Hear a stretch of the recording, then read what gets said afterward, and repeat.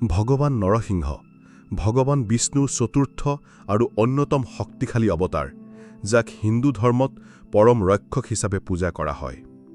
তেওঁৰ অনন্য আৰু বিস্ময়কৰ ৰূপ, আধা মানুহ আৰু আধা সিংহ, ব্ৰহ্মাণ্ডীয় শৃংখলা পুনৰ উদ্ধাৰ আৰু ধাৰ্মিকসকলক ৰক্ষা কৰিবলৈ যিকোনো ৰূপ ল'ব পৰা ঐশ্বৰিক ক্ষমতাৰ প্ৰতীক। বিষ্ণুৰ এই উগ্ৰ প্ৰকাশ বিশেষকৈ দুষ্টতাৰ ধ্বংস আৰু তেওঁৰ আন্তৰিক ভক্তসকলক ৰক্ষা কৰাৰ সৈতে জড়িত। পৃথিৱীত তেওঁৰ আগমন এক শক্তিশালী স্মাৰক হিচাপে কাম কৰে যে ঈশ্বৰে তেওঁলোকৰ শত্ৰুৰ অপ্ৰতিৰোধ শক্তিৰ সত্ত্বেও ভক্তসকলক আঘাতৰ পৰা ৰক্ষা কৰিবলৈ সদায় হস্তক্ষেপ কৰিব। ভক্তসকলে নৰসিংহৰ পূজা কৰে শক্তি, সাহস আৰু তেওঁলোকৰ ভয় আৰু বাধাসমূহ দূৰ কৰাৰ বাবে তেওঁৰ আশীৰ্বাদ বিচাৰি। তেওঁৰ কিংবদন্তীয়ে এই বিশ্বাসৰ কেন্দ্ৰবিন্দু যে প্ৰকৃত বিশ্বাসৰ কোনো উত্তৰ নোপোৱাকৈ নাথাকে।